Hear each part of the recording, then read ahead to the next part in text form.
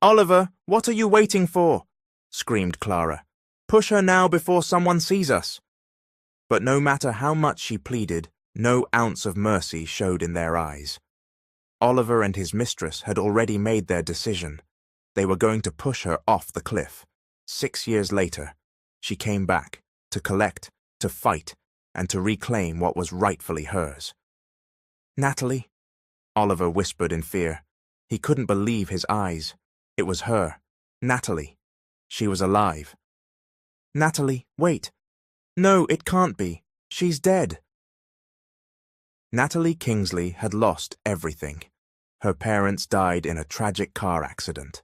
That night, Natalie was with them in the vehicle. She was the only one who survived. Her mother had pushed her out moments before the car plunged off the cliff. Tragically, her parents perished. The accident left Natalie paralyzed from the waist down. She could no longer walk. Since then, she had lived in a wheelchair. No matter how much wealth her parents left behind, she couldn't shake the feeling of worthlessness. She believed she had become nothing but a burden, especially to her husband, Oliver Kingsley. Natalie often found herself asking the heavens what she had done to deserve such suffering. Not only did she lose her parents, but her younger sister Alison as well. Alison had a heart condition, and upon hearing the devastating news of their parents' deaths, she couldn't handle it. She passed away in the same year. It felt as if the world had turned its back on her. Everyone she loved, gone. And the most heartbreaking part, the man she thought would stand by her side, the one who vowed to love her for life, betrayed her. Not only did Oliver cheat on her, but he also wanted to take everything from her. He wanted her gone. Oliver, please don't do this to me, Natalie begged, her voice weak. The sky was dark, the only light coming from a faint and distant moon. Cold wind howled from the edge of the cliff, carrying a sinister promise. A black car sat at the end of the narrow road, its interior light revealing a restless woman leaning against the door. Clara, Oliver's mistress. At the cliff's edge sat a wheelchair, and in it, Natalie, trembling in fear, clutching the armrests. Standing behind her was Oliver, her husband. But tonight he wasn't the man she married. Gone was the compassion in his eyes, replaced by cruelty and the intent to end her life. Oliver, please. Natalie's voice broke as she pleaded. I don't want to die, not yet. Please. Oliver laughed, bitter and deep. Too late, Natalie. You need to disappear so I can have everything I want. Besides, you're useless to me. You've been nothing but dead weight. It's better if you're out of my life so Clara and I can finally be together. But I'm your wife, Natalie cried. I loved you. I gave you everything, my whole life. Oh, shut up, Natalie. Enough with your melodrama. Clara snapped from the car. Her voice rang out, clear even from a distance. We don't need your life.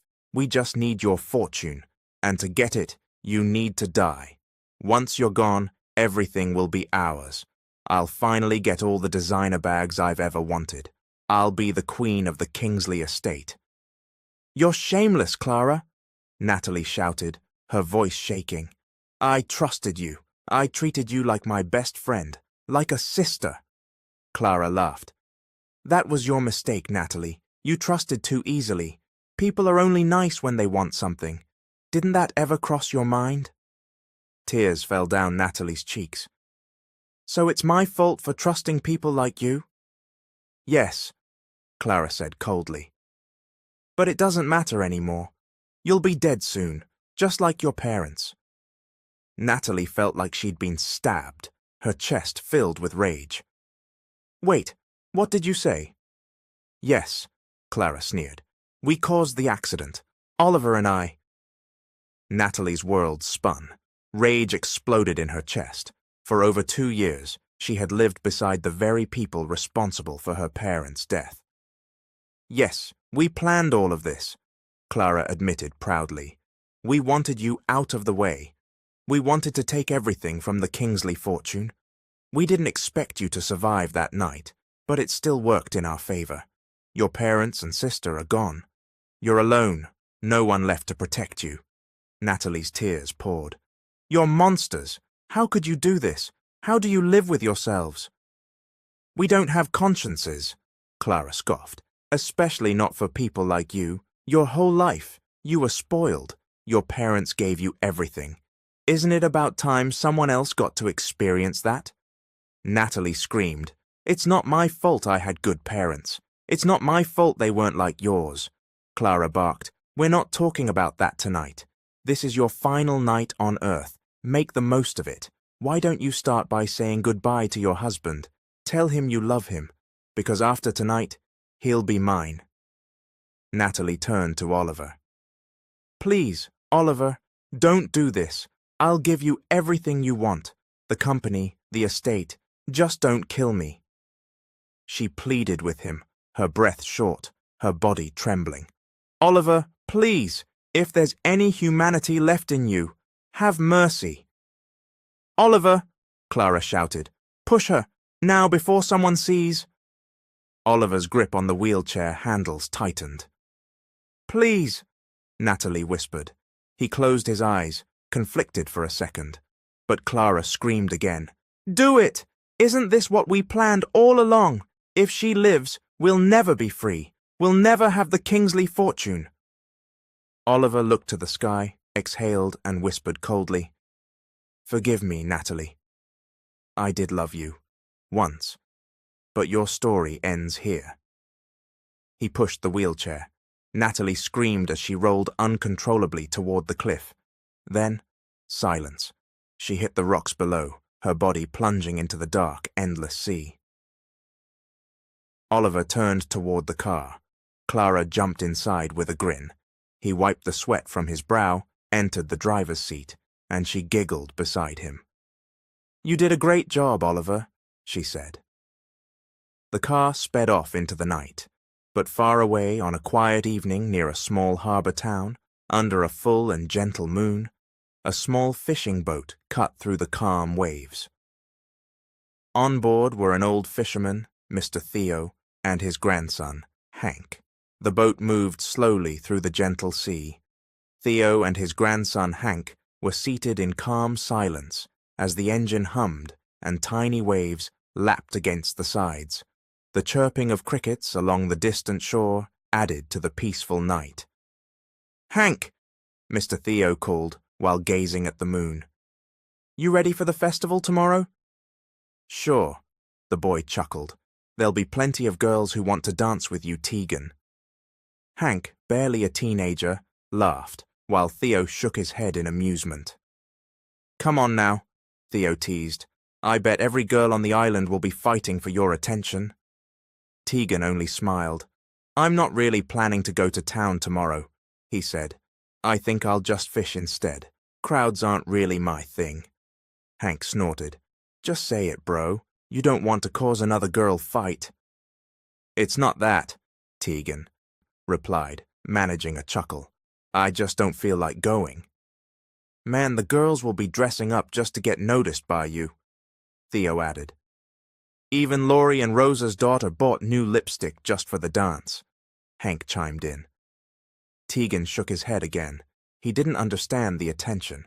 Yes, he had the looks, but he wasn't wealthy. His life was simple, fishing for a living. To him, women should care about more than looks. They should consider what a man could actually provide. Plenty of girls are going home heartbroken tomorrow, Hank joked. They all laughed, surrounded by nothing but water and moonlight. After their laughter died down, Tegan suddenly noticed how full their nets were, bulging with large, fresh fish. Looks like we're going to clean up at the market, he said, rearranging the net. This is rare, Theo added. Must be the full moon bringing in the blessing.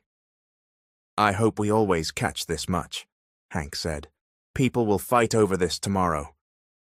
Satisfied with their catch, they headed back to shore. The only sounds were the insects and the soft rustle of leaves.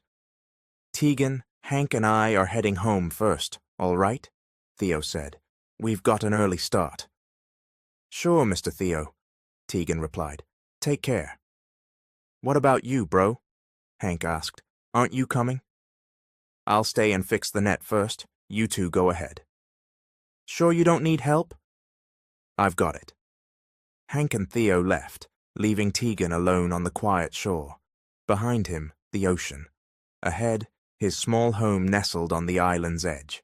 He walked back to the net with a cigarette in hand, soaking in the silence. He preferred it this way, far from noise, far from chaos. This was the kind of peace Tegan valued more than all the money in the world.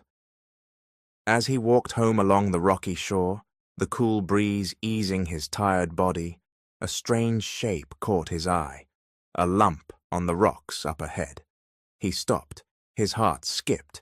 It looked like a person. He shook his head, dismissing the thought, but as he stepped closer, the image grew clearer. A woman, lying motionless, drenched. Tegan rushed toward her, his pulse pounding. She was soaked from head to toe, her hair matted and clinging to her skin. He knelt beside her and shone his flashlight at her face. There was a wound on her forehead. He touched her wrist, faint, but there was a pulse. She was alive. He didn't waste another second. Tegan began chest compressions. Don't give up on me, he whispered as he pushed on her chest. After a few rounds, he checked her pulse again. Still weak. He tilted her chin, opened her mouth, and gave her mouth to mouth. More compressions, again and again. Eventually, the rhythm under his fingers grew stronger. Her pulse was improving. Relief hit him, but he knew she wasn't safe yet. Carefully, he lifted her in his arms and carried her to his old Jeep parked in front of his house. He laid her on the back seat and drove as fast as he could, the engine howling through the silent night. The winding road seemed endless, but finally he reached the nearest hospital. He jumped out, flung the door open, and shouted, "Help! I need help! I have a critical patient! She drowned! She needs help!" Nurses and doctors rushed out. They pulled her onto a stretcher and wheeled her inside. Tegan followed, but a nurse stopped him at the door. "We'll take it from here, sir. Thank you." He stood there, watching her disappear down the emergency room hallway, heart pounding, full of hope. He didn't leave. He sat in the cold hallway outside the ER, eyes glued to the door that kept opening and closing. He couldn't explain it, but something told him not to walk away. Though she was a stranger, something bound him to her, like fate had chosen him to find her. Hours passed. The hospital lights never dimmed. A doctor emerged. "Are you the one who brought the patient in?" Tegan stood. "Yes. How is she?" "She lost a lot of blood from that head wound. It's good you found her in time. But—" The doctor hesitated. "She needs blood. She's a B negative." Tegan frowned. "A B negative?" "Yes, it's rare. We need a donor immediately or she may not make it." Without hesitation, Tegan replied, "I'm a B negative. I'll donate." "All right, we'll test and process right away." Tegan went through the screening and began the donation. As his blood filled the bag, he kept thinking about the woman. Who was she? What happened to her? Every drop he gave felt like it was stitching his life to hers. Hours later, the doctor returned, serious expression in place. "She's still in critical condition. She's on life support. There's a pulse, she's breathing, but it's weak." Tegan sighed, trying to stay hopeful. "There's one more thing," the doctor added. "She's pregnant." Tegan's eyes widened. "We don't know yet if the baby will survive," the doctor continued. "It depends on how strong she is, but we'll do everything we can." The doctor left. Tegan sat quietly, staring at the floor. He didn't know who she was, no name, no identity, but he couldn't walk away. He wanted to help her, to protect her. He wasn't the same man he used to be. He'd walked away from that life long ago. So he simply sat back down, letting the doctors do their job. He couldn't get involved, not yet. 1 week passed. The woman he'd rescued, still unnamed, still silent, finally opened her eyes. Now conscious, the woman sat upright in her hospital bed. Tegan sat beside her, studying the soft, unfamiliar face of the stranger he'd rescued. She still hadn't spoken a word. "How is she doing?" Tegan asked the doctor as she passed by. "She's more stable now, eating, sleeping well," the doctor replied, glancing at the woman. "But she still can't speak. It might be trauma-related. She understands us, she responds, but there's still no voice." Tegan looked at the woman. She sat silently, staring out the window, as though searching for something far away. Her eyes were distant, vacant. She was quiet, still, but beneath the silence, something was clearly aching. That evening, Tegan sat in the hospital's waiting area when Mr. Theo arrived with Hank. "Tegan," Theo began, concern in his voice, "you still haven't reported the woman to the authorities?" Tegan sighed. "Not yet, sir. I'm waiting for her to say something, or at least give a sign. I don't want to assume anything that could put her in danger." "But what if she's involved in something serious? What if someone's looking for her?" Theo warned. Hank added, "He's right, bro. You might get pulled into something dangerous." Tegan was quiet. He took a cigarette from his jacket pocket, but didn't light it. Instead, he just played with it between his fingers. "I have a feeling, sir," Tegan said slowly. "I don't think it was just an accident. She didn't just wash up there. She was running, or hiding. That's why I haven't told anyone yet. If I alert the authorities without her permission, I could end up hurting her more." Theo and Hank exchanged glances. Theo spoke again, firmer this time. "But you should let the police handle this. You don't know what kind of trouble might come from this. It's dangerous, son." Hank nodded. "Exactly. You were just trying to help her. But what if it backfires on you?" Tegan shook his head. "I found her. Fate brought her to my shore. Whatever her reasons, I'll face it." The old man and his grandson fell silent. They could tell Tegan had made up his mind. This responsibility, he had taken it on willingly. Even without knowing the full story, he was determined to stand by her. Days passed. Her condition remained the same. Silent, withdrawn. But that didn't stop Tegan from visiting her every day. He couldn't explain it, but something kept pulling him to her. A quiet need to make sure she had someone in her corner, even if she never asked for it. That night, after returning from fishing, Tegan arrived at the hospital carrying a bag of hot soup and some fruit. His skin was pale from the cold seawater, his body tired, but instead of going home, he went straight to the hospital. Inside, the woman lay in bed, still quiet. She stared at the ceiling, one hand gently resting over her belly. He wasn't sure if she already knew she was pregnant or if the doctors had only recently told her, but he was told the medical staff had informed her. "Glad you're awake," Tegan said softly, placing the bag on the small table. "I brought you soup, still warm. I know the hospital food isn't great." She didn't respond. He stepped closer with a spoonful of soup. "Come on, eat. You need strength." She didn't move, just stared at him, unsure, hesitant, but there was no anger in her eyes. Only fear. "If it's hard for you, I can feed you." He slowly lifted the spoon to her lips. She hesitated a little longer, then finally opened her mouth and took it.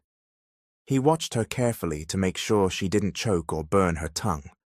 Once she finished half the bowl, he paused and handed her some water. "Drink up," he said, holding the glass to her lips. "You'll need it for your meds later." She drank a little. He cleaned up the table. The room was still. Only the soft hum of the fan and the distant footsteps of nurses filled the silence. Until suddenly, Tegan froze. He turned sharply, startled, nearly dropping the glass in his hand. But it wasn't the noise that shocked him. It was her voice.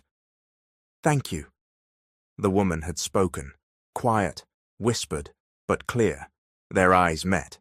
Tegan smiled, still stunned. "You're welcome," he replied. She knew his name because he'd introduced himself when she first regained consciousness, but he still didn't know hers. He stepped closer. "What's your name?" he asked gently. "Natalie," she started, hesitating, something in her eyes flickering like memory. "Natalie Kingsley."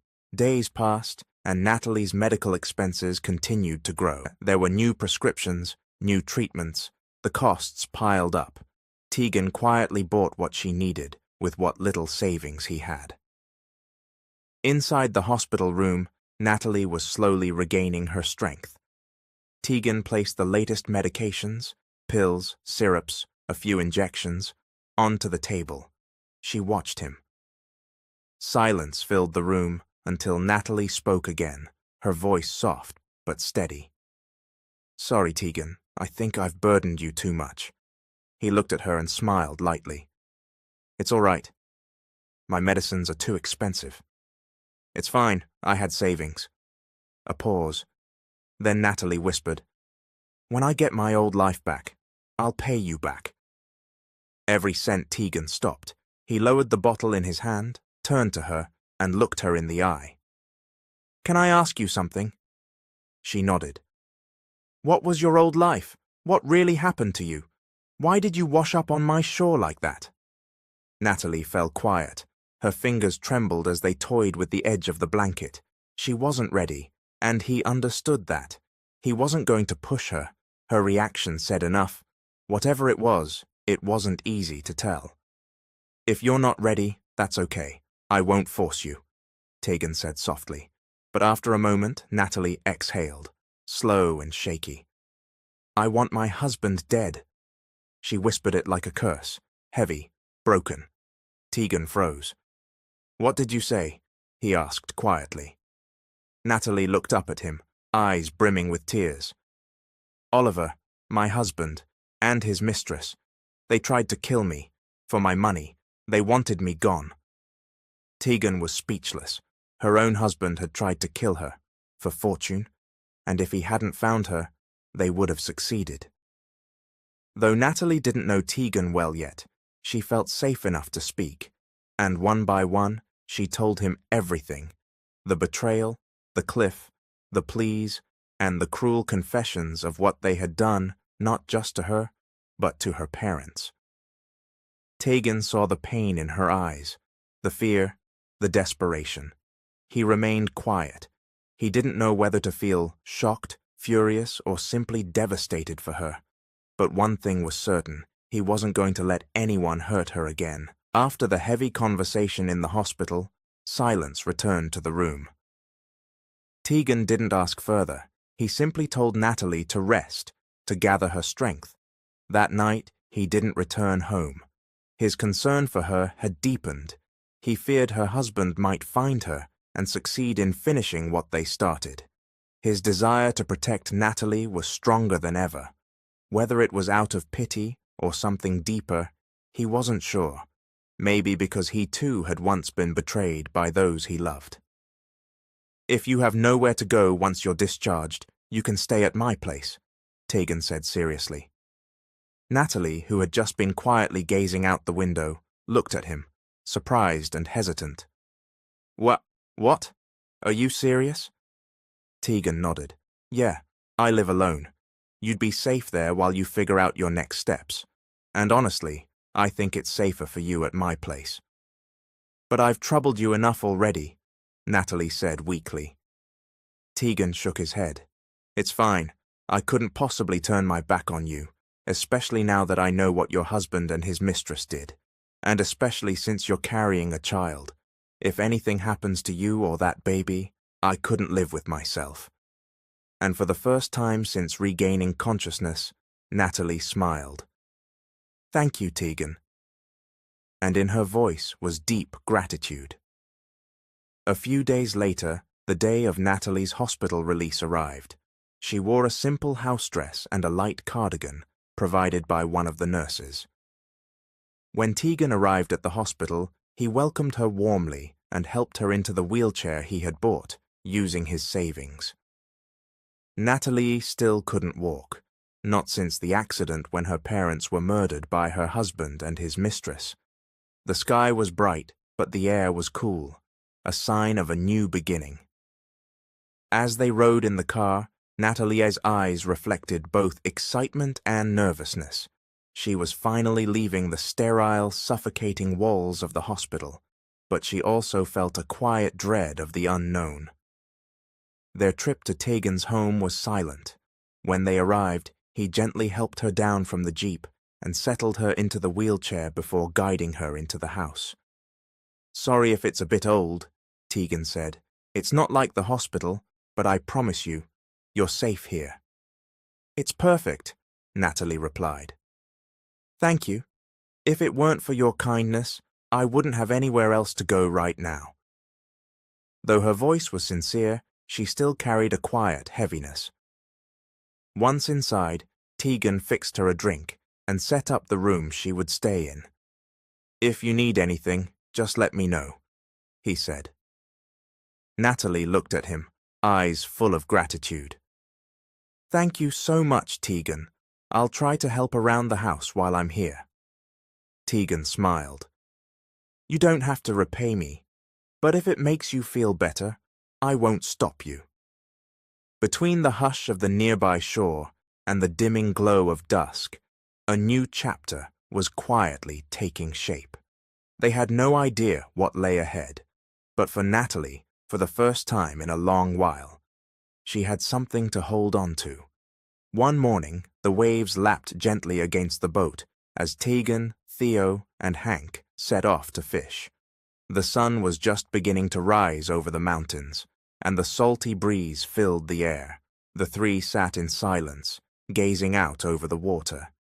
Hank tended to the net, while Theo puffed on his cigar. They watched Tegan, who was focused on the engine, lost in thought. Moments later, Theo spoke up with concern in his voice. "Tegan, you're shouldering too much responsibility for someone you don't even know." Tegan didn't respond right away. He kept working, then after a pause, he said calmly, "I can't just abandon her, Mr. Theo. She has no one else, no family. She's pregnant. I can't ignore that. I wouldn't be able to live with myself." Theo watched the young man closely. "Kid," he said with a sigh, "you're too kind." Hank butted in with a chuckle. "That's just how he is, Grandpa. That's why everyone likes him." Theo smiled and nodded. "That's true, Hank. If more people had hearts like Tegan's, the world would be a quieter place." Tegan smiled faintly and turned his eyes toward the rising sun. Weeks passed since Natalie moved into Tegan's home. With each day, she grew stronger. Her smile returned, slowly. She was beginning to recover. Tegan's home was quiet, clean, and, most importantly, safe. Every day he looked after her, and as time went on, Natalie's trust in him deepened. Mr. Theo's wife often visited, bringing food and stories that always ended with warm smiles. Natalie became close to them, slowly becoming part of the small island community that Tegan called home. One night, the sound of waves crashing against rocks echoed in the distance. The wind was cool, and the stars looked down on the quiet world below. Outside the house, Tegan sat on a bench, a cigarette in hand, staring at the ocean. Natalie sat beside him in her wheelchair, wrapped in a simple house robe. They sat silently for a long time until Tegan finally broke the silence. "Do you have a plan?" he asked. "What do you want to do with your husband and his mistress? Are you planning to have them arrested?" Natalie looked at him.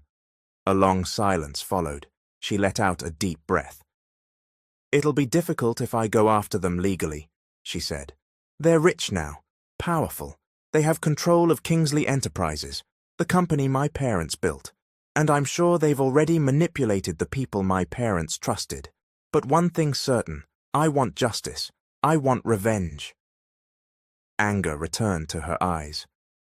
"I want to take back everything they stole from me. Not just the money or the house. I want my dignity back, the trust they destroyed, the life they tried to erase. I will get it all back." Tegan nodded.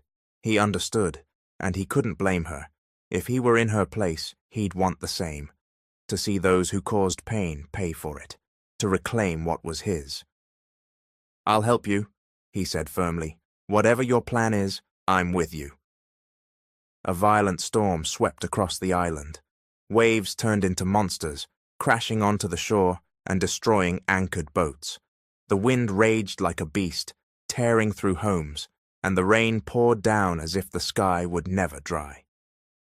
In the aftermath, the island looked like a battlefield. Homes ruined, livelihoods shattered. Boats, the villagers' main source of income, destroyed. Among them was Tegan's. When Natalie saw his broken boat, her heart clenched with guilt and sadness. She knew how important that vessel was. It was how Tegan earned their daily bread. Still, Tegan kept it to himself. When she asked about it, he smiled and simply said, "It's nothing. Don't worry." But Natalie could see it in his eyes, the weight he was hiding. He didn't say much after that, instead spending most of his time helping others who were affected by the storm. Days later, early in the morning, Natalie heard the sound of a vehicle pulling up outside. It wasn't just any vehicle. It was elegant, expensive, unusual for the island. She peeked through the window and saw 6 men in black uniforms stepping out. They moved with disciplined precision, carrying leather cases, standing tall with commanding presence. Fear struck her. She immediately called for Tegan, who was out back. As he stepped outside and saw them, Tegan froze. All 6 men bowed in unison. "Young master." Their voices echoed. Natalie was confused by what she heard. Young master? Tegan's entire demeanor changed. His posture stiffened, his face cold, like someone entirely different. "What are you doing here?" he asked, voice chilly. One of the men stepped forward. "Your father sent us, young master. He needs you. Your family needs you. You must return to Rome. He wants you to stop hiding and come back." Natalie watched as Tegan's brows furrowed. Another man added, "Things are changing quickly. Too quickly. Your absence is no longer something the family can afford. The house is on the verge of crumbling from within. Your name is being questioned. Your loyalty, too." "I'm not going back," Tegan said coldly. But then another man spoke, voice almost pleading. "Your father is sick, gravely sick. My lady is already old, and your brother, he's getting married, but he refuses to take over Rockwell Enterprises. He says it was never meant for him." "That responsibility was always meant for you," the man continued. "You're the only one he truly trusts. You're our only hope now, young master." Tegan didn't respond, but Natalie noticed the change in his face, the disappointment, the shock, the sadness. Tegan stared off in silence, his expression unreadable. Slowly, he took a deep breath, as if trying to convince himself of what he needed to do. Inside the house, Natalie sat behind the curtain, watching everything unfold. She couldn't believe what she was seeing. Tegan, the man she thought was just a simple fisherman, was a Rockwell, a man with a deep and hidden past. That night, the wind was still, the moon high. Natalie and Tegan sat beneath a tree in their usual quiet spot. It had been days since the men in black had arrived. No one had brought it up again, not until now. Tegan finally spoke. "Natalie," he said softly. She turned to him. "I need to bring you with me, to Rome." Her eyes widened. "Rome?" She swallowed hard, caught off guard. Tegan exhaled and sat on the sand beside her. "There are things I haven't told you," he began. "Before I came here I was a doctor, a surgeon. I was engaged. We were supposed to get married. Everything was going fine, until I found out she was pregnant by my younger brother." Natalie was stunned. Her breath caught in her chest. "In the Rockwell family," Tegan continued, his voice cold, "there's a rule. No child will be cast aside, and no scandal should tarnish the family's name. So my parents told me to understand, to forgive. He clenched his jaw. They wanted me to act like my pain didn't matter, like the betrayal I felt wasn't real. So I left. I left Rome, left the company, left everything. And I came here, to this quiet life, far from the noise. Natalie didn't speak. She tried to absorb the weight of his words. But now, I have to go back, he said. My father is sick. My brother won't take over. My mother's too old. I'm their last hope. He looked at her and gently took her hand. And I want you to come with me. Natalie was shocked. Why? Because I want to make sure you're safe. I can help you more there, with your plan. We have more resources, and... He paused. I don't want to leave you here, not in your condition. I can't handle the thought of you being alone. Natalie didn't answer. Her heart was pounding, but deep inside she could feel his sincerity and the growing burden he was about to face. Eventually, she made her choice. She would go with him. She had no other family, and Tegan didn't want to leave her behind, especially not while she was vulnerable. Besides, even though there was fear, she trusted him, trusted that he could protect her. When they arrived in Rome, Natalie was overwhelmed. The city was sophisticated, elegant, rich with history. But when they pulled up in front of the Rockwell estate, she was left speechless. The mansion was massive, grand, imposing. "Is this your house?" Natalie asked, almost in disbelief. Tegan nodded. "Welcome to the Rockwell estate." The car door opened. Tegan helped her out and pushed her wheelchair toward the entrance. Inside the grand receiving hall, two figures stood waiting. An older man and woman, poised with dignity and power. She assumed they were Tegan's parents. Beside them stood a man about Tegan's age and a beautiful woman. Formal posture, tension in their eyes. And at their side was a little boy, 5 or 6 years old, the spitting image of Tegan's brother.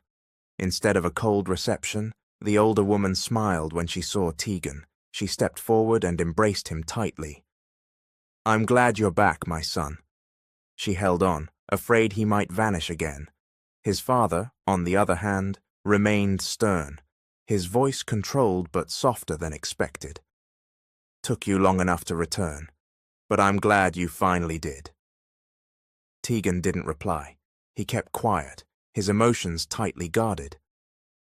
Natalie, meanwhile, felt the tension of the entire family pressing down on her. Then the brother finally spoke. "And who is she?"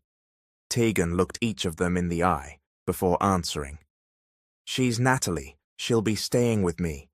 Then firmly, "If you want me back in this house, if you want me to run the company." He paused. "Then treat her with respect, and we'll be okay." Silence filled the room. No one dared speak. Natalie remained still, nervous, but deep within that tense silence, she felt something she hadn't in years. She felt safe. In the months that followed, everything began to settle. Because of Natalie's background in business, the degree she had completed before her life was torn apart, she was able to assist with some of the day-to-day operations of Rockwell Enterprises. After her parents passed, she had managed their company until it was taken from her. Now, with Tegan guiding her and involving her in real transactions, she slowly became part of the company's inner circle. Tegan's parents were overjoyed, not only because of Natalie's intelligence and work ethic, but also because she became Tegan's reliable partner. And clearly, Tegan had changed, calmer, happier. It didn't even seem to affect him much that he regularly saw his ex-fiancée and his brother. Since Tegan's return, Rockwell Enterprises soared higher. The operations modernized, the market expanded. The company's reputation strengthened both locally and internationally. And behind all that success stood Natalie, quietly but effectively supporting everything. Several months later, Natalie gave birth to a healthy and beautiful baby girl. She named her Isla, in honor of the place where a new chapter of her life began. After giving birth, and with support from Tegan and his family, Natalie underwent physical therapy to regain her ability to walk. Over the years, she gradually began to walk again. As she physically healed, she also began to rebuild her identity. With Tegan's encouragement, she created a new name for herself, stronger, braver. Now Isla was 5 years old, cheerful, healthy, with sparkling eyes. Tegan adored her. He had become the father figure she knew and loved. Even though Natalie had told Isla that Tegan wasn't her biological father, Isla refused to believe it. "No, Mommy," Isla said one day, hugging Tegan. "Even if he's not my real dad, he'll always be my daddy." Tegan smiled gently. "Of course, yes, baby." "Yay, you'll always be my daddy," she cheered, kissing his cheek. Natalie and Isla had long moved into their own house, but Tegan and his parents often visited. Sometimes they even stayed overnight, wanting more time with Isla. Tegan's parents knew the truth, that Isla was the daughter of Natalie's former husband, but it didn't matter to them. To them, Isla was their granddaughter. Natalie was happy with how life had turned out for her and her daughter. She felt the love they received, but even amid the peace and warmth, there was still something unresolved in her heart. The pain, the anger, the thirst for justice, and now she could finally stand on her own feet. She was ready. She was ready to return to the US, ready to reclaim everything that had been taken from her, ready for revenge. One night, while standing on the balcony, gazing out over the city lights, Natalie turned to Tegan. "Tegan," she said softly. Her voice was calm but resolute. "I'm going back to the United States." Tegan looked at her. "Are you sure?" She nodded. "Yes, it's time. I can't stay silent while they live freely, while I've been through hell." Tegan fell silent for a moment. Then, "Do you want me to come with you?" She shook her head. "I know you're busy now. The company needs you. I don't want you to give up your responsibilities. You don't have to go with us." Tegan nodded slowly. "Just call me if you need anything," he said, his tone serious. "You know I'll never abandon you." Natalie smiled, but behind that smile was the fire of a woman ready to confront her past. She and Isla returned to the US. Before they left, Tegan made them promise to stay safe, and reminded Natalie that if anything ever went wrong, she knew exactly who to call, the man who had saved her, who helped her stand again. As their private jet landed, Isla clung tightly to her mother's hand while they descended the steps. The little girl looked around, wide-eyed. "Mom, this place is so beautiful," Isla said cheerfully. "Tegan would love this view so much." Natalie only smiled faintly. To her there was no beauty in this place. It was filled with memories of deceit, pain, and betrayal, wounds that, even after all these years, hadn't fully healed.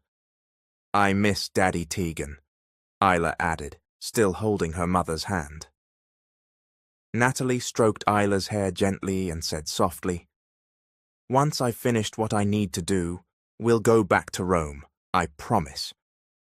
Isla smiled, content with that promise, but Natalie's gaze stayed sharp as she looked around her surroundings, every corner reminding her of the people who had broken her life apart, of their smiling, lying faces, of the moment her world had collapsed. After arriving at their penthouse in one of the city's tallest buildings, Natalie summoned her team. The men who appeared stood firm, alert, with cold expressions, trained and disciplined. "Protect my daughter," Natalie ordered. "No one gets near her. If anyone tries, make sure they never try again." "Yes, ma'am," they responded in unison. That evening, while the city slept under a cloudy sky and a pale moon, Natalie stood before the large mirror in her suite, She picked up the phone and called one of her trusted agents.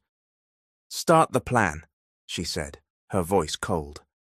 "Yes, ma'am," came the reply. The next day, news broke. A major shipping vessel, owned by Oliver and Clara under the Kingsley family enterprise, had sunk off the coast.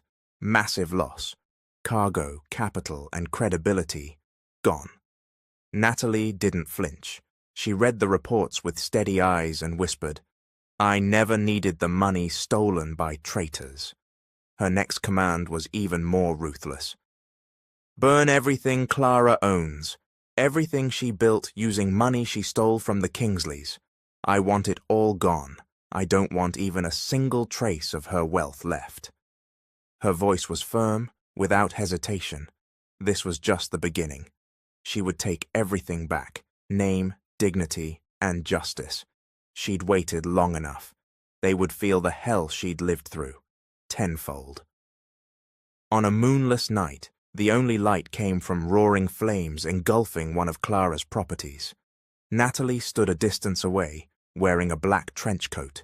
She watched as the once luxurious building was consumed by fire. Every wall, every item, every inch turning to ash. A smile crossed her face, not of joy, but of triumph. This was the moment she had longed for, the satisfaction she had craved for years. The rage inside her, now blazing just like the fire before her. And yet, it still wasn't enough. She wanted more. She wanted it all.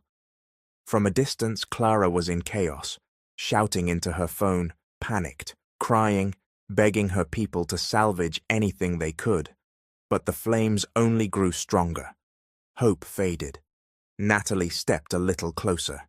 She heard Clara's voice through the noise and smoke. "Water! Bring the extinguishers! Where are the fire trucks? What's taking them so long?" Natalie stopped walking and watched. She wanted Clara to see her, to know. Suddenly, one of Natalie's men approached. "Ma'am, what else do you want us to do?" She turned to him, eyes glowing with cold fire. "Make sure nothing is left of Clara Morales's assets." She turned back to the burning building and smiled. "Keep the fire department out. If any innocents are affected, I'll handle the aid. But that woman, she'll never get my sympathy." "Yes, ma'am." As the man started to leave, she added, "Make sure all documents linking us to this are destroyed. I don't want any trace left behind." He nodded and left. Natalie remained where she was, listening to the screams, the calls for help, the shattering glass. The heat didn't faze her. If anything, it gave her strength. Suddenly, Clara turned and looked toward Natalie's direction. Her eyes widened. She froze, like she had seen a ghost from her past. Fear transformed her expression, from shock to horror to disbelief. "Natalie?" Clara whispered, almost inaudibly. Natalie said nothing. She just smiled, deliberately showing herself, making sure Clara saw her, believed what she saw. Then, just as Clara tried to get closer, a crowd of panicked workers ran between them. By the time Clara looked again, Natalie was gone. Frantically, Clara ran to where she had seen her, as if chasing the shadow of her sins. "Natalie! Natalie! Is that you?" she screamed. Her voice shook with fear and tension. But there was no answer. She never saw Natalie again that night. Clara collapsed to her knees, grabbing fistfuls of her hair, nearly going mad. From a safe distance, Natalie watched. She smiled, then turned and left, triumphant. Inside the grand Kingsley residence, Clara paced restlessly across the living room, a mix of fear and rage twisting her face. Her hair was a mess, her hands shaking, emotions on the edge of exploding. Oliver sat silently on the couch, a glass of whiskey in his hand, watching his wife unravel. "Oliver, I saw her!" Clara yelled, walking toward him in a panic. "I saw Natalie." "I can't be wrong. That was Natalie. She was the one behind the fire. I know it." Oliver shook his head. "Clara, calm down. Natalie's dead." "No, she's not," Clara snapped. "She's alive. She was standing there watching as my building burned. She smiled at me. Oliver, she smiled." Oliver stood up, frowning. "You're being paranoid again. Years have passed. No body, no evidence. How can you say she's alive?" "Exactly," Clara shouted. "There was no body. Don't you think that's strange? We waited for weeks. You sent men to search the base of that cliff, but we never found her." Oliver stayed silent, the tension in his jaw visible. "She could have been rescued," Clara said, almost pleading now. "She could be alive." Oliver stared at her, voice firm. "You're scaring yourself. She's been gone 6 years. She's dead. You're imagining things." "I'm not paranoid," Clara shouted again. "If I'm imagining things, why do I feel this way? Why do I feel like she's coming back for revenge?" Oliver looked down at the floor. He was trying to convince himself, but her words were beginning to get through. He wanted to believe she was gone, but even he couldn't deny the possibility that Natalie might have survived. "If she's alive," he murmured, barely audible, "then we're in deep trouble." Silence fell between them. Neither of them moved. Outside the house, a black vehicle drove slowly past their gate. Inside, Natalie sat calmly, observing the mansion she hadn't seen in years. Her expression wasn't happy. It was resolute. Since the fire, nothing had gone right for Oliver and Clara. One disaster after another. Debts piled up, but they kept it hidden from the public. Their pride demanded they maintain their high image. Inside the Kingsley boardroom, Oliver sat uneasily, surrounded by board members. Many wore expressions of anger, suspicion, or complete silence.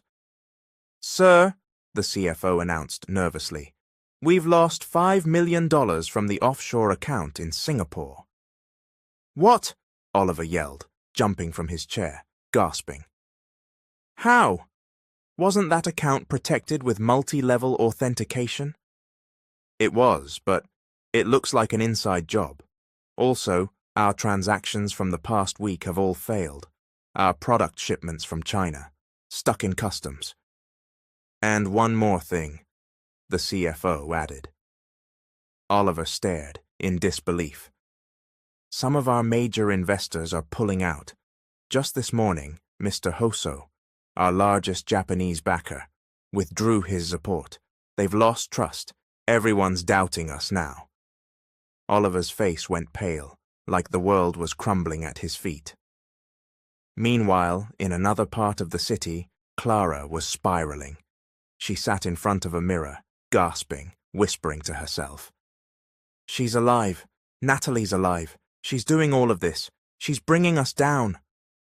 Clara sobbed, hugging herself tightly, her mind unraveling. A few hours later, Oliver sat in his car, gripping his phone to his ear.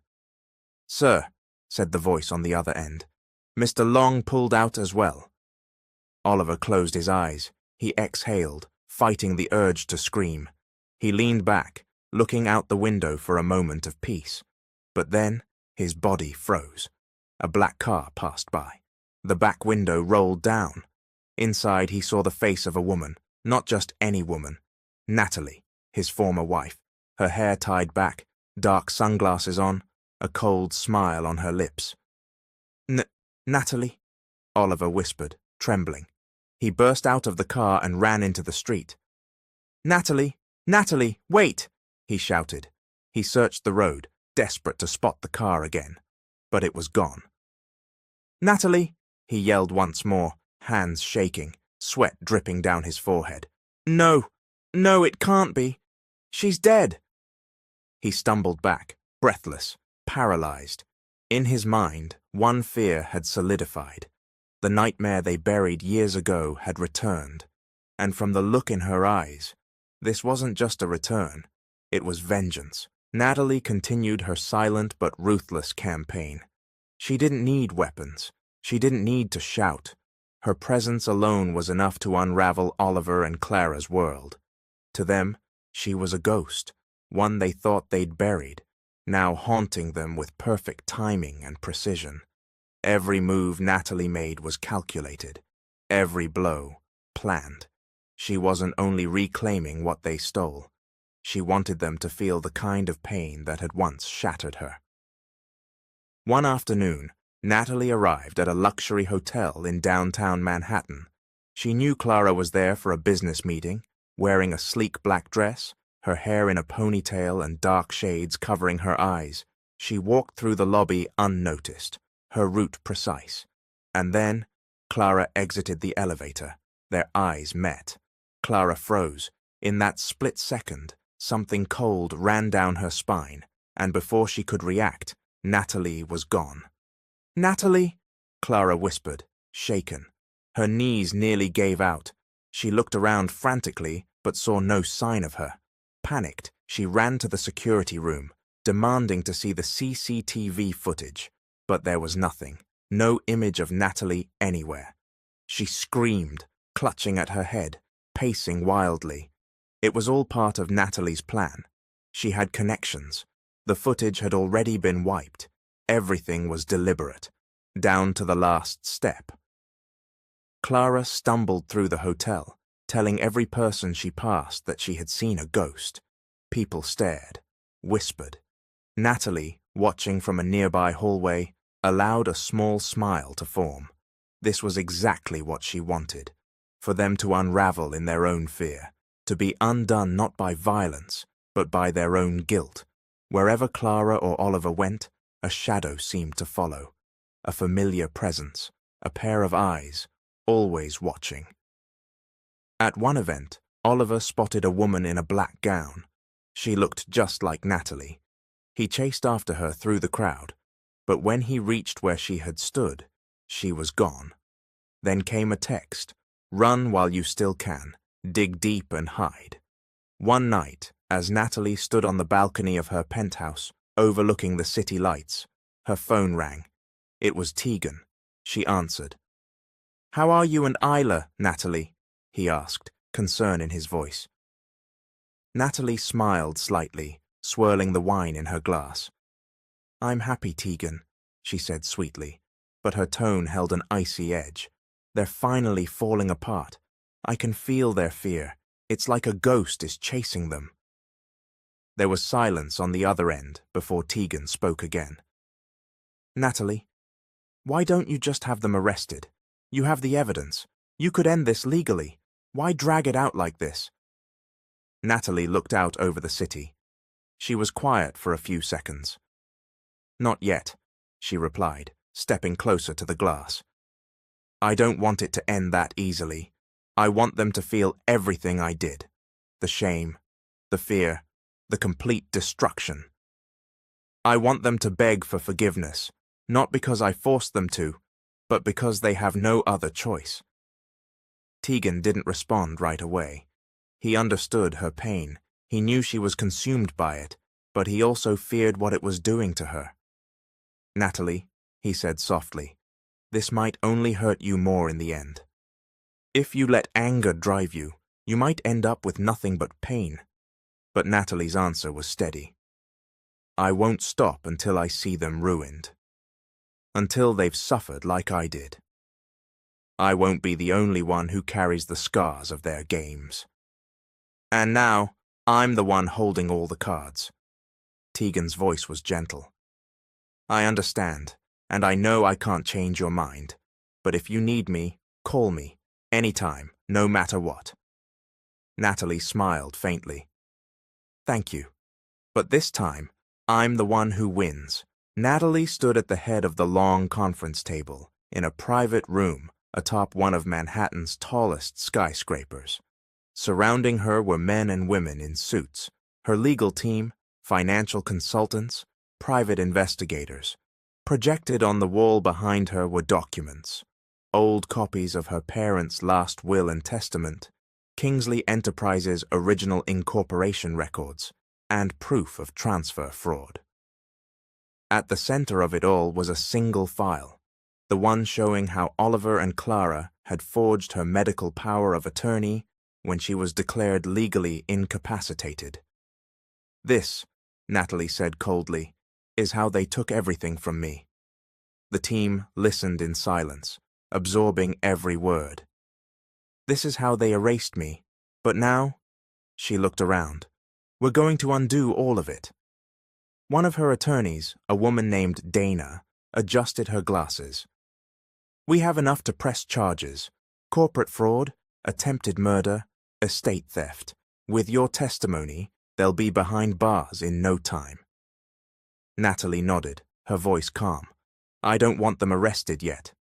Dana frowned. You sure? I want to look them in the eye first, Natalie said. I want them to see me, standing, alive, strong, before I take everything back. 1 week later, Oliver received a letter. It was hand-delivered by someone he didn't recognize. A man in a sleek black suit who offered no explanation, only the envelope. Oliver opened it. Inside was a single card with gold trim. Kingsley Grand Hall. Friday, 8 p.m. Come alone. On the back, a name. Natalie Kingsley. He dropped the card. His hands trembled. He clutched the edge of his desk for balance. Natalie. Friday arrived. Oliver showed up, wearing a black suit, his tie slightly crooked from stress. He stepped into the Grand Hall, once his and Natalie's private event venue, the very place where they used to hold charity balls and formal parties. He hadn't been here in years. It had been closed for renovation shortly after Natalie's death. Now it gleamed again. Polished floors, chandeliers lit, roses blooming in tall vases. And at the far end of the room, standing like a queen in command of her court, was Natalie. She stood tall, wearing a long emerald gown, her hair cascading over her shoulders, heels clicking against the floor as she stepped forward. Oliver stopped walking. It was her, no doubt. You're alive, he muttered, frozen in place. Natalie's eyes bore into him. She walked slowly toward him. Surprised? She said, voice sharp and composed. Oliver swallowed hard. Natalie, Save it, she snapped. I'm not here for apologies. I don't need to hear your lies. She raised her hand, silencing him again. You stole everything from me, she said. You tried to kill me. You made me believe I was worthless. You took my family, my future, my dignity. I lost everything because of you. Oliver couldn't speak. Natalie stepped closer, stopping just a foot away from him. But I survived. She smiled coldly. I survived the cliff, the waves, the betrayal. And now I'm here, to take back everything that's mine. She handed him a thick envelope. These are my demands. I want full return of the estate, my shares in Kingsley Enterprises, and a public apology, signed by both you and Clara. You'll also donate half of your remaining wealth to the Children's Rehabilitation Foundation my father founded. If you don't agree, she leaned in, I press charges, attempted murder, fraud, theft. The evidence is overwhelming. Your lawyers will take one look and advise you to plead guilty. Oliver stared at her, defeated. He knew she meant every word. And one more thing, Natalie added. I want you gone. After you've signed everything over, you'll leave the country. You'll never show your face here again. You can't, he started. I can, she said sharply. Or I drag you into court, ruin you completely, and watch as everything you've ever touched turns to ash. Oliver looked down. For the first time in years, he had no power. Natalie turned and began to walk away. At the door, she paused and looked over her shoulder. Next time you try to kill someone, Oliver, make sure they don't come back stronger than ever. And then she left, leaving him alone in the hall, clutching the envelope, the last of his empire slipping through his fingers. 3 days later, Clara sat inside her private office at what remained of her boutique agency. Her hands trembled as she gripped a crystal glass of scotch, her eyes bloodshot, her breathing shallow. She hadn't slept in days. Nightmares haunted her. Flames, waves, the sound of Natalie's voice echoing in her mind. You should have made sure I was dead. That voice had become a ghost that stalked every corner of her life. Suddenly, her assistant burst in, panic all over her face. Ma'am, turn on the news. Clara dropped her glass. It shattered across the floor. She reached for the remote and turned on the television mounted on the wall. The anchor's voice filled the room. In breaking news, a formal investigation has been opened against Clara Morales, socialite and co-owner of several fashion and lifestyle brands, for tax fraud, embezzlement, and falsified financial documents. This comes after whistleblowers from inside Morales Lifestyle Group provided authorities with extensive evidence of illegal financial manipulation. Insiders claim that over $20 million have been funneled through offshore accounts. Charges are expected to be filed within the week. Clara screamed. She grabbed the nearest chair and threw it against the TV screen, shattering it into pieces. Natalie, you witch! You did this to me! She screamed. Her assistant backed away in fear. Clara turned on her, eyes wild. Get out! Leave me alone! The assistant fled. Clara collapsed to the floor, sobbing, gasping, her entire body shaking. The empire she built from Natalie's stolen fortune, gone. And just like Natalie had once been, Clara was now alone. Later that evening, Clara went to the Kingsley mansion. She stormed through the front door, shouting for Oliver. He came down the staircase, quiet, expression blank. You! Clara screamed. You did nothing. You just sat there while she destroyed everything. Oliver looked tired, worn down to the bone. I told you, he said softly. I told you 6 years ago. We should have never touched her. Clara slapped him across the face. You coward! I gave up everything for you. I destroyed my life. For this. You destroyed your life, Oliver said, voice cold, when you chose to betray her. Clara backed away, trembling. You're just as guilty as I am. Oliver didn't answer. He walked past her, opened a drawer in the console table, and handed her a folder. What's this? She asked. The settlement, he said. I've signed everything over. You gave it all away? She shouted. Everything. If I didn't, he said, we'd both be in prison. Clara opened the folder and read the pages. Tears welled in her eyes. The estate, the remaining company shares, the cars, the properties, everything was gone. Everything was Natalie's again. Clara fell to the ground, sobbing, her body collapsing under the weight of loss. Upstairs, Oliver entered his office and closed the door. He stood quietly in front of the mirror for a long time. Then he pulled a small velvet box from the drawer. Inside was Natalie's wedding ring. He held it for a moment, the final reminder of the woman he tried to kill, of the empire he helped destroy. He set the box down and walked away. Morning sun streamed through the windows of a courtroom packed with media, lawyers, and spectators. At the front sat Natalie, dressed in a cream suit, her posture regal, calm, and powerful. She wasn't the broken woman who had once begged for her life. She was the rightful heir, the survivor, the avenger. On the opposite side of the courtroom, Oliver and Clara sat stiffly beside their lawyers. Their eyes never rose to meet Natalie's. They knew better. The judge reviewed the final documents and then looked out across the room. After thorough investigation, and in light of overwhelming evidence, this court restores full legal control of Kingsley Enterprises and the estate properties to Ms. Natalie Kingsley. The forged medical documents are hereby voided, and all previously transferred assets shall be returned immediately. The gavel struck. Clara gasped, clutching her chest. Oliver closed his eyes. But Natalie? She stood, calm, unshaken. As photographers outside swarmed the steps of the courthouse, Natalie emerged, surrounded by her legal team.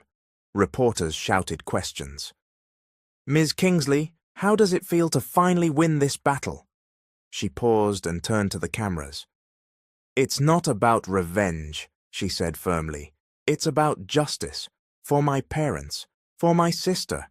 For every innocent person who's been wronged and told to stay silent. Then she walked away. That evening, Natalie returned to her penthouse. The sun was setting. Isla ran to her the moment she walked in. "Mommy!" she cried, wrapping her arms around her waist. Natalie picked her up, holding her close. "We're going home soon," she whispered into her daughter's hair. "Back to Rome, back to peace." Days later, she visited the final resting place of her parents and her sister, Allison, a quiet garden cemetery with blooming white roses.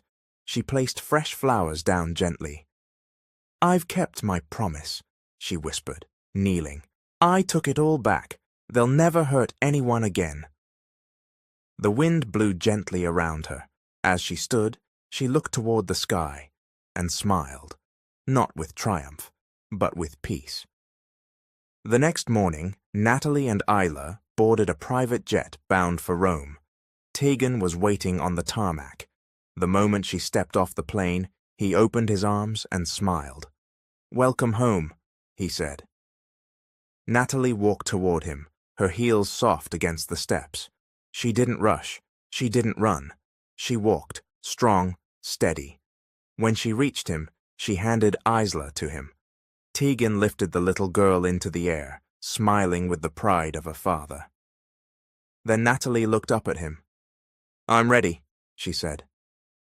Tegan reached for her hand. "No more running," he replied. She nodded and kissed him. No more fear, just a new beginning. The end. Thank you all for watching. This is Mr. Hope.